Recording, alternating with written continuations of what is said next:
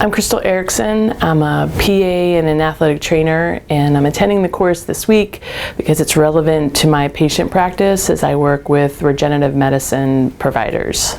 I thought all the speakers were very knowledgeable and presented all the material quite well and spoke to very different levels of abilities and capabilities, and definitely relevant to my practice when I go back and see my patients.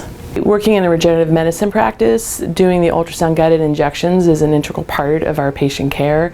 So becoming more skillful is imperative for what I need to do, and felt that I've gained significant amount of knowledge and skill from the week before I was here until when I go see patients next week.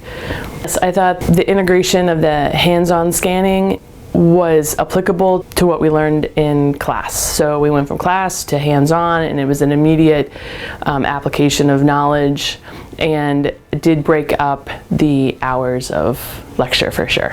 If you don't do injections but you're thinking about integrating ultrasound into your practice, this is the course to go to. You're going to get a lot of skill in a short amount of time.